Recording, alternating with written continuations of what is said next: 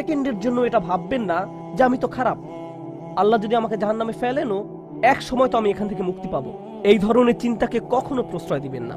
এই ভূমিকা দেওয়ার পর যখন বিচার দিবস শুরু হবে, যখন সমগ্র মানব জাতি একত্রিত হবে, তারা জানে না কোথায় যাবে, তারা জানে না কোন দিকে ফিরবে। এই ঘটনা আসলে রাসূলুল্লাহ সাল্লাল্লাহু আলাইহি সাল্লামের একটি হাদিসে উল্লেখ করা হয়েছে। আজকে আমি ভয়ানক একটা ব্যাপার নিয়ে বক্তব্য শুরু করতে চাই। আমাদের ধর্ম হলো সত্য ধর্ম, আর সত্য সুখবর যেমন প্রদান করে তেমনি সাবধান বাণীও প্রদান করে। আমাদের সকল নবী রাসূলদের, বিশেষত রাসূলুল্লাহ সাল্লাল্লাহু আলাইহি সাল্লামকে আল্লাহ আযজা ওয়া জাল্লা বর্ণনা করেছেন মুবাশশিরান ওয়া নাযীরান, সুসংবাদদাতা ও সতর্ককারী। যদি কেউ শুধু সুসংবাদ প্রদান করেন তাহলে সে সাবধান বাণীর কথা ভুলে যাবে, আর যদি শুধু সতর্ক করতে থাকেন তাহলে সে এতই হতাশ হয়ে পড়ে যে মনে করে ভালো খবর বলতে আসলে কিছু নেই। বুঝতে পারলেন? আমি চেষ্টা করেছি এই ভারসাম্য রক্ষা করার। যেহেতু এই মাসটি প্রত্যাশার মাস, তাই আমি সুসংবাদের উপর একটু বেশি জোর দিয়েছি। আল্লাহ আযজা জাল্লার প্রতি আমাদের আশা এবং ভালোবাসা বৃদ্ধি করার চেষ্টা করেছি, কিন্তু এই একই সময়ে এর মাঝে একটা ভারসাম্য থাকতে হবে। যদিও আজকের বক্তব্যের শেষ অংশে আসার খবর আছে, কিন্তু শুরু করছি এমন একটা জায়গা থেকে যা অতটা আশাব্যঞ্জক নয়। দেখুন, আমাদের পূর্বের জাতি বনী ইসরায়েলকে আল্লাহ কিতাব দান করেছেন। আমাদের যেমন কুরআন রয়েছে, তাদেরকেও অন্য কিতাব দেওয়া হয়েছিল। কুরআন যাকে বর্ণনা করেছে অন্য কুরআন হিসেবে, অর্থাৎ আগের কিতাব। তারা তাদের কিতাবকে গুরুত্ব দিয়ে গ্রহণ করেনি। তাদের মাঝে বেশ কিছু বিভ্রান্তিমূলক ধারণা গড়ে ওঠে। আমরা যদিও এত ভালো মুসলমান নই, সমস্যা নেই। আল্লাহ যদি আমাদের দোজখে ফেলেনও, সবচেয়ে খারাপ পরিস্থিতিতে আল্লাহ যদি আমাদের জাহান্নামে ফেলেনও, এটা হবে সাপ্তাহিক ছুটির মতো, কয়েকদিন মাত্র। কারণ তিনি আমাদের এতই ভালোবাসেন যে মুসলমানরা শেষমেশ তো জান্নাতে যাবেই। তাই আমরা যদিও জাহান্নামে যাই, সেটা হবে অল্প কিছু দিনের জন্য, সমস্যা নেই। লান তামাসসানা নারু ইল্লা আইয়ামাম মা'দুদাত, গুটি কয়েকদিন ছাড়া আগুন কখনো আমাদের স্পর্শ করবে না, কিছুদিন মাত্র। ব্যাপারটা হলো, জান্নাত জাহান্নামের পূর্বে বিচার দিবস রয়েছে, যেটি একদিনের জন্য, সেটা 1000 বছর লম্বা হবে। জান্নাত বা জাহান্নাম নয়, আল্লাহর কথা অনুযায়ী শুধু বিচারের দিনটি এত লম্বা হবে। আর বিচারের দিনটি হবে মাত্র একদিনের, আর জান্নাত জাহান্নাম চিরকালের জন্য। তাই কেউ যখন বলে গুটি কয়েকদিন, তাকে এখনকার দিনের হিসেবে চিন্তা করলে তো হবে না। বর্তমানে পৃথিবী তার অক্ষ বরাবর ঘুরে, আমরা সূর্যের উদিত হওয়া এবং অস্ত যাওয়া দেখি, কিন্তু কিয়ামতের দিন সূর্য, চাঁদ এবং পৃথিবীর সব কিছুকে ধ্বংস করে নতুন একটা ব্যবস্থাপনা তৈরি করা হবে। তাই আমরা এখন যেভাবে 24 ঘন্টার হিসেব করি, সেভাবে রাত দিনের হিসাব করলে তো চলবে না যখন আখিরাত শুরু হবে। চলুন তাহলে সবার আগে এই ধারণাটি আমাদের মাথা থেকে ফেলে দেই। কোরআনের বহু জায়গায় জাহান্নামের আলোচনা করা হয়েছে, কিন্তু আমি শুধু কোরআন থেকে একটি বর্ণনা আপনাদের সামনে উপস্থাপন করতে চাই। আমার মতে এটি আল কোরআনের জাহান্নামের সবচেয়ে গুরুত্বপূর্ণ বর্ণনা। কোরআনের একজন ছাত্র হিসেবে আমি মনে করি এই বর্ণনাটি জাহান্নাম সম্পর্কে জানার শুরু মাত্র। কেউ যদি এই বর্ণনাটি বুঝতে পারে, তাহলে সে জাহান্নাম সম্পর্কে যথেষ্ট জানে। আয়াতটি শুরু করা হয়েছে এই কথা বলে, ওয়ালা ইন মাসসাতহুম, এমনকি যদিও। যখন আমরা বাংলায় বলি যদি আমি সেখানে যাই, যদি আমি সেখানে যাই, তাহলে তোমার সাথে দেখা হবে, কিন্তু কেউ যখন বলে যদিও আমি যাই, এর মানে হলো যাওয়ার সম্ভাবনা ক্ষীণ। তাই আয়াতটি যদিও দিয়ে শুরু হওয়ার মাধ্যমে এমন কিছু ঘটার সম্ভাবনা কমিয়ে দিয়েছে। এভাবে বলার মাধ্যমে আল্লাহ কোনো কিছুর উপর জোর কমিয়ে দেন। সহজ কথায় তিনি বাক্যটিকে দুর্বল করে দিচ্ছেন। যদিও, যদিও কি? যদিও মাসসাতহুম, যদিও এটা তাদের স্পর্শ করে। আরবিতে মাসসা অর্থ কোনো কিছু যখন আপনাকে সামান্যতম স্পর্শ করে, যেমন কোনো মাছি যখন কোনো মতে স্পর্শ করে। যদি সেকেন্ডের জন্য স্পর্শ করে তখন তাকে বলা হয় মাস। সুতরাং এটা যদি তাদেরকে কোনো মতে স্পর্শ করে 1 সেকেন্ডের জন্য, মাসসাতহুম। এখন কি তাদের স্পর্শ করে? আপনারা হয়তো ভাবছেন আগুন যদি তাদের স্পর্শ করে। আল্লাহ বলছেন নাফহাতুন, একটা হালকা বাতাস যদি তাদের স্পর্শ করে। চলুন এই বাতাস নিয়ে একটু আলোচনা করা যাক। আরবিতে নাফহাতুন বলতে বোঝায় দরজা বন্ধ করলে যখন সামান্য একটু বাতাস এসে পড়ে, পর্দা নড়ে ওঠে, অথবা কেউ জানালা বন্ধ করলে যেভাবে হালকা বাতাসে পর্দা নড়ে ওঠে। এই বাতাসের যা বাহির থেকে ভেতরে আসে বা ভেতর থেকে বাহিরে যায়, দুই ধরনের আছে। একটি হলো লাফহা, লাম যোগে, আরেকটি হলো নাফহা। লাম যোগে লাফহা মানে বাতাসটি গরম, আর নুন যোগে নাফহা মানে বাতাসটি ঠান্ডা। আল্লাহ বলছেন এমনকি যদি ঠান্ডা বাতাস তাদেরকে স্পর্শ করে, যদি ঠান্ডা বাতাস তাদেরকে স্পর্শ করে তোমার প্রতিপালকের শাস্তি থেকে। তিনি এই আয়াতে জাহান্নাম কাউকে স্পর্শ করার কথা বলছেন না, তিনি এই আয়াতে আগুন কাউকে স্পর্শ করার কথা বলছেন না, তিনি এমনকি গরম বাতাস কাউকে স্পর্শ করার কথাও বলছেন না, তিনি আগুনের ঠান্ডা অংশের কথা বলছেন। আর এটা আপনাকে চিরকালের জন্য স্পর্শ করছে না। প্রসঙ্গত আমরা ফিজিক্সে পদার্থের 3টি অবস্থার কথা শিখেছি, সলিড, লিকুইড এবং গ্যাস। সলিড বা কঠিন কিছু যদি স্পর্শ করে আমরা তা অনুভব করতে পারি। এই মুহূর্তে গ্যাস আমাদেরকে স্পর্শ করছে, বাতাস এখন আমাদেরকে স্পর্শ করছে, আমরা এটা অনুভব করি না। আর এই আয়াতে আল্লাহ বর্ণনা করছেন কি তাদের স্পর্শ করছে? বাতাস তাদেরকে স্পর্শ করছে। কোন ধরনের বাতাস? অপেক্ষাকৃত গরম বাতাস নাকি ঠান্ডা বাতাস? ঠান্ডা বাতাস। ঠান্ডা বাতাস কোন রকম তাদেরকে স্পর্শ করছে। এই আয়াতের সবচেয়ে উল্লেখযোগ্য বিষয় হলো, আমি একটু আগে নাফহা এবং লাফহার কথা বলেছিলাম। অন্য কথায় তারা এখনো জাহান্নামে প্রবেশ করেনি, তারা এর দিকে অগ্রসর হচ্ছে। আর জাহান্নামের অপেক্ষাকৃত ঠান্ডা বাতাস এসে কোনো মতে তাদেরকে স্পর্শ করলো, তখন তাদের প্রতিক্রিয়া কি? চিৎকার করে বলে উঠবে, ইয়া ওয়াইলানা, হায়, সবচেয়ে কঠিনতম শাস্তি আমাদের জন্য শুরু হয়ে গেছে। ইন্না কুন্না যালিমিন, আমরা সব সময় অপরাধী ছিলাম। তারা সাথে সাথে তাদের সব অপরাধ স্বীকার করবে। যে কারণে এই আয়াতটি আমি সংক্ষেপে আপনাদের নিকট উপস্থাপন করলাম। প্রথমত, এই আয়াতে আল্লাহ জাহান্নামের শাস্তির অভিজ্ঞতা বর্ণনা করছেন না। আল্লাহ সকল বিশ্বাসীকে জাহান্নামের আগুন থেকে মুক্ত রাখুন। কিন্তু আল্লাহ এখানে বর্ণনা করছেন এমনকি জাহান্নামের আগুনের কাছে গেলে এবং ক্ষণিকের জন্য এর বাতাসের সামান্য স্পর্শ লাগলে একজন মানুষ চিন্তা করা শুরু করবে এর চেয়ে আর ভয়ঙ্কর কোনো শাস্তি হতে পারে না।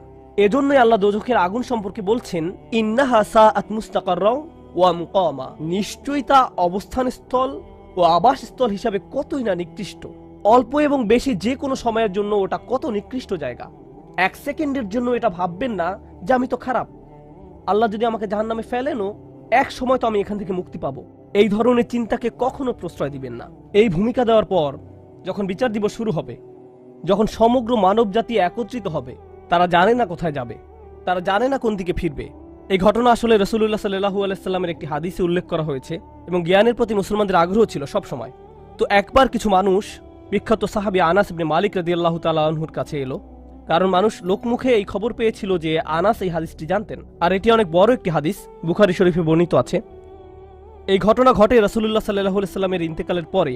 তিনি বলেন, হাদ্দাসানা মুহাম্মাদুন সাল্লাল্লাহু আলাইহি ওয়াসাল্লাম। এখন আনাস রাদিয়াল্লাহু তাআলা আনহু কথা বলছেন। তিনি বলেন, রাসূলুল্লাহ সাল্লাল্লাহু আলাইহি সাল্লাম আমাদের বলেছেন, ইযা কানা ইয়াউমুল কিয়ামাতি মা জান্নাসু বা'দুহুম ফি বা'দ। মনোযোগ দিয়ে শুনুন। যখন বিচার দিবস শুরু হবে, মানুষ ঢেউয়ের মতো একে অপরের উপর আশ্রয় পড়বে, সর্বত্র বিশৃঙ্খলা, সবাই একে অন্যের দিকে ছুটতে থাকবে। ফায়াতুনা আদম, তারা কোনো একভাবে আদম আলাইহিস সালামের দেখা পাবে, আদম আলাইহিস সালামের দেখা পাবে, তারা তার কাছে ছুটে আসবে। ফায়াকুলুনা ইশফা আলানা ইলা রাব্বিক, সমগ্র মানব জাতি আদম আলাইহিস সালামের কাছে ছুটে আসবে এবং বলবে, আপনি কি দয়া করে আমাদের পক্ষ থেকে আল্লাহর সাথে কথা বলতে পারবেন? আমরা আল্লাহর ভয়ে ভীত। আপনি তো প্রথম মানুষ, আপনি তো সেই ব্যক্তি যাকে আল্লাহ ফেরেশতাদের সিজদা দিয়ে সম্মানিত করেছেন, আপনাকেই তো পছন্দ করা হয়েছে, আমরা সবাই আপনার সন্তান, আপনি আমাদের পিতা, তাই দয়া করে আমাদের জন্য আল্লাহর সাথে কথা বলুন, আমরা খুবই ভীত। এরপর তিনি বলবেন, ফায়াকুলু লাস্তু লাহা, তিনি বলবেন, আমি এর যোগ্য নই, আমি পারবো না। ফায়াকুলু লাস্তু লাহা ওয়ালাকিন আলাইকুম বিইব্রাহিম, তোমরা কেন ইব্রাহিমের সাথে কথা বলছো না? তোমাদের উচিত ইব্রাহিমের সাথে কথা বলা। অতএব মানব জাতি এখন কার খোঁজ করছে? ইব্রাহিম আলাইহিস সালাম। ফাইন্নাহু খলিলুর রহমান, তার কাছে যাও, কারণ তিনি রহমানের খুবই কাছের বন্ধু। ওয়াত্তাখাযাল্লাহু ইব্রাহিমা খলিলা, কুরআনে এসেছে আল্লাহ ইব্রাহিমকে তার বন্ধুরূপে গ্রহণ করেছেন। তাই ইব্রাহিমের কাছে যাও, তিনি তোমাদের সাহায্য করতে পারবেন। তারা ইব্রাহিমের কাছে যাবেন। ফায়াতুনা ইব্রাহিমা ফায়াকুলু লাস্তু লাহা, তারা ইব্রাহিমের কাছে গেলে তিনি বলবেন, আমি এর যোগ্য নই, আমাকে এই কাজের জন্য তৈরি করা হয়নি, আমি তোমাদের জন্য আল্লাহর সাথে কথা বলতে পারবো না। ওয়ালাকিন আলাইকুম বিমূসা, তোমরা কেন মূসা আলাইহিস সালামের কাছে যাচ্ছ না? তো মানব জাতি মূসা আলাইহিস সালামের কাছে দৌড়ে যাবে। ফাইন্নাহু কালিমুল্লাহ, তিনি আল্লাহর সাথে অনেক কথা বলতেন। ওয়া কাল্লামাল্লাহু মূসা তাকলিমা, আর আল্লাহ মূসার সাথে কথা বলেছেন সরাসরি। সুতরাং তিনি যেহেতু আল্লাহর সাথে কথা বলতে অভ্যস্ত, আজকে তো কথা বলার উত্তম সময়, তিনি তোমাদের পক্ষ থেকে আল্লাহর সাথে কথা বলবেন। ফায়াতুনা মূসা ফায়াকুলু লাস্তু লাহা, মানব জাতি দৌড়ে মূসা আলাইহিস সালামের কাছে যাবে, তিনি বলবেন, আমি এর যোগ্য না, আমি পারবো না। ওয়ালাকিন আলাইকুম বিঈসা, তোমরা ঈসা আলাইহিস সালামের কাছে কেন যাচ্ছ না? ফাইন্নাহু রূহুল্লাহ ওয়া কালিমাতুহু, তিনি হলেন আল্লাহর দেওয়া রূহ এবং তিনি আল্লাহর কালিমা। আল্লাহর হুকুমে তিনি অলৌকিকভাবে জন্মগ্রহণ করেন, কুন ফায়াকুন। অতএব তিনি যেহেতু সকল রাসূলদের মাঝে বিশেষ মর্যাদার অধিকারী, তার কাছে যাও, তার সাথে কথা বলো। সকল মানুষ দৌড়ে ঈসা আলাইহিস সালামের কাছে যাবে। ফায়াকুলু লাস্তু লাহা, তিনি বলবেন আমি পারবো না, এই কাজ আমার জন্য নয়, আমাকে এই কাজের জন্য তৈরি করা হয়নি। তারপর তিনি বলবেন ওয়ালাকিন আলাইকুম বি মুহাম্মাদিন সাল্লাল্লাহু আলাইহি ওয়াসাল্লাম, মানবজাতি তোমাদেরকে মুহাম্মদ সাল্লাল্লাহু আলাইহি ওয়াসাল্লামের কাছে যেতে হবে। মানুষেরা তখন রাসূলুল্লাহ সাল্লাল্লাহু আলাইহি ওয়াসাল্লামের কাছে যাবে। এখন রাসূল সাল্লাল্লাহু আলাইহি ওয়াসাল্লাম আমাদের বলছেন ফায়াতুনি ফাআকুল, সবাই তখন আমার কাছে আসবে আর আমি তাদেরকে বলবো। এখন রাসূল সাল্লাল্লাহু আলাইহি ওয়াসাল্লাম আমাদের বলছেন আনা লাহা, আমার জন্য এই কাজ, আমি এই কাজের যোগ্য। আনা লাহা ফাআস্তাযিনু আলা রব্বি। প্রসঙ্গত আমি আপনাদেরকে আরো বলার পূর্বে বিচার দিনের একটা দৃশ্য হলো, আল্লাহ বলেন ইয়াউমা ইয়াকুমুর রূহু ওয়াল মালাইকাতু সাফফান লা ইয়াতাকাল্লামুনা ইল্লা মান আযিনা লাহুর রহমান ওয়া ক্বালা সাওয়াবা। যেদিন রূহ ও ফেরেশতাগণ সারিবদ্ধভাবে দাঁড়াবে, এমন এক সময় থাকবে যখন কেউ কথা বলতে পারবে না। এমন এক ধরনের নীরবতা, এমন নীরবতা বিরাজ করবে যার কথা মানবজাতি কোনোদিন শোনেনি। এমন ধরনের নীরবতার অস্তিত্ব কখনো কোনোদিন ছিল না। সেই রকম পিনপতন নীরবতায় আল্লাহ বলেন লা ইয়াতাকাল্লামুন, কেউ কথা বলতে পারবে না, ইল্লা মান আযিনা লাহুর রহমান, দয়াময় আল্লাহ যাকে অনুমতি দিবেন সে ব্যতীত। আর তিনি হলেন মুহাম্মদুর রাসূলুল্লাহ সাল্লাল্লাহু আলাইহি সাল্লাম। তিনি এমন সময় আল্লাহর কাছে আসবেন যখন সৃষ্টির কারো একটি শব্দ করার অনুমতি থাকবে না, সৃষ্টির কারো কোনো আওয়াজ শোনা যাবে না। তিনি আল্লাহর সামনে এসে আল্লাহর কাছে কথা বলার অনুমতি চাইবেন। ফায়ুযানু লি, তিনি বলেন আমাকে কথা বলার অনুমতি দেওয়া হবে।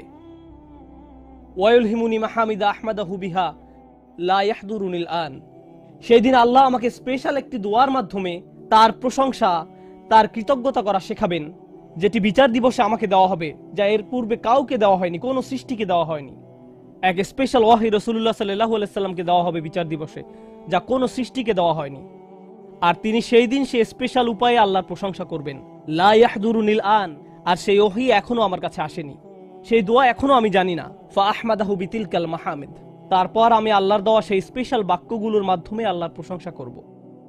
ওয়া আখিরু লাহু সাজিদান, আমি সেই বাক্যগুলো উচ্চারণ করার পর আল্লাহর সমীপে সিজদায় অবনত হব।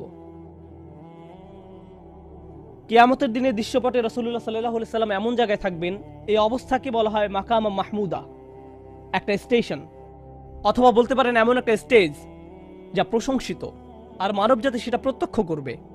আমরা সবাই এটা দেখতে পাবো, আমরা সবাই তখন নিশ্চুপ থাকব, আর তিনি সিজদায় পড়ে যাবেন। তিনি যখন সিজদায় পড়ে যাবেন তখন আল্লাহ আযজা ওয়া জাল্লা তার সাথে কথা বলবেন। এতক্ষণ তিনি আল্লাহর সাথে কথা বলছিলেন, এখন আল্লাহ আযজা ওয়া জাল্লা তার সাথে কথা বলবেন। তিনি কি বলবেন? ইয়া মুহাম্মদ ইরফা রাসাকা, তিনি বলবেন মুহাম্মদ তোমার মাথা উত্তোলন করো। ওয়াকুল, বলো, ইউসমা আলাকা, তোমার কথা শোনা হবে। শুধু যে আল্লাহ তার কথা শুনবেন তা নয়, বরং বিচার দিনে উপস্থিত সবাই তার কথা শুনতে পাবে। ইউসমা আলাক, তারপর আল্লাহ বলেন ওয়াসাল তুতা, চাও তোমাকে দেওয়া হবে, তুমি যা চাও দেওয়া হবে। কিয়ামতের দিন আল্লাহর একটি সৃষ্টি কেমন পজিশনে থাকলে আমরা সবাই যখন আল্লাহর নিকট ভিক্ষা চাচ্ছি, আতমিম লানা নূরানা ওয়াগফির লানা, হে আমাদের পালনকর্তা, আমাদের নূরকে পূর্ণ করে দিন এবং আমাদেরকে ক্ষমা করুন, এই কথা বলে আমরা আল্লাহ আযজা ওয়া জাল্লার কাছে কাকুতি মিনতি করতে থাকব। আর এখানে আল্লাহ তার এই সৃষ্টিকে বলছেন তুমি চাও, তুমি যা চাও আমি দিব, সাল তুতা। এই হলো আমাদের রাসূল সাল্লাল্লাহু আলাইহি সাল্লাম। তারপর আল্লাহ বলবেন ওয়াশফা, তুমি যদি কারো পক্ষ থেকে কথা বলতে চাও, তুমি যদি কারো ব্যাপারে সুপারিশ করতে চাও, যাও সুপারিশ করো। তুশাফা, আমি তোমাকে অন্য মানুষদের পক্ষ হয়ে কথা বলার অধিকার দিলাম। তুশাফা, এই গ্যারান্টি আল্লাহ তার রাসূল সাল্লাল্লাহু আলাইহি সাল্লামকে দিয়েছেন। ফাকুলু ইয়া রব, তখন আমি বলবো ইয়া রব, উম্মতি উম্মতি, তিনি সর্বসাকুল্যে এই কথা বলবেন, এটাই তার সম্পূর্ণ বাক্য, আমার উম্মাহ আমার উম্মাহ, আমার মানুষ আমার মানুষ। কিয়ামতের দিন সবাই বলবে নাফসি নাফসি, আমি নিজে আমি নিজে আমি নিজে। আল্লাহর নবীরা যারা মানুষকে আল্লাহর দ্বীনে আনার জন্য দিবারাত্রি পরিশ্রম করে গিয়েছেন, যেমন ইব্রাহিম আলাইহিস সালাম, যার এই দুনিয়ায় থাকাকালীন সময়ে শুধু একটাই উদ্বেগ ছিল মানুষের মুক্তি, বিচারের দিনে তিনি বলবেন না, যাও অন্য কোথায় যাও, যাও মুসার সাথে কথা বলো। মুসা আলাইহিস সালাম, যিনি বনি ইসরাইল নিয়ে চিন্তিত ছিলেন, তিনি বলবেন না, যাও ঈসার সাথে গিয়ে কথা বলো। আর আমাদের রাসূল সাল্লাল্লাহু আলাইহি সাল্লাম বলবেন, প্রসঙ্গত কোরআনে কিয়ামত দিবসের যে ভয়াবহতার কথা বর্ণনা করা হয়েছে তা একবার চিন্তা করে দেখুন। ইয়াউমা তারাউনাহা তাযহালু কুল্লু মুরদিআতিন আম্মা আরদাআত। প্রত্যেক মা যে তার বাচ্চাকে দুধ খাওয়াচ্ছে তার বাচ্চাকে ফেলে দিবে যেন সে কিছুই না। ইয়াফিরুল মারউ মিন আখিহি ওয়া উম্মিহি ওয়া আবিহি। সেদিন মানুষ তার ভাইয়ের কাছ থেকে পালাবে, মায়ের কাছ থেকে পালাবে, বাবার কাছ থেকে পালাবে। ওয়া সাহিবাতিহি ওয়া বানিহি। তার স্ত্রীর কাছ থেকে পালাবে, ছেলেমেয়ের কাছ থেকে পালাবে। আপনাদের কেউ কেউ হয়তো ইতিমধ্যে স্ত্রীর কাছ থেকে পালিয়ে বেড়ান, তাই আপনাদের কাছে হয়তো এটা অতটা ভীতিপ্রদ নয়। এই আয়াত হয়তো আপনার জন্য ভয়ের নয়, কেউ কেউ ভাবছে অবশেষে। যাই হোক, সমস্ত গুরুত্বের সাথে সেই দিন সবাই কাকে নিয়ে উদ্বিগ্ন থাকবে? নিজেকে নিয়ে। প্রকৃতপক্ষে সেদিন প্রত্যেক ব্যক্তি বলবে, অমান ফিল আরদি জামিআ সুম্মা ইউনজিহ। সবাইকে জাহান্নামে নিয়ে যান এবং বিনিময়ে আমাকে জান্নাতে প্রবেশ করতে দিন। এটাও কোরআনে এসেছে।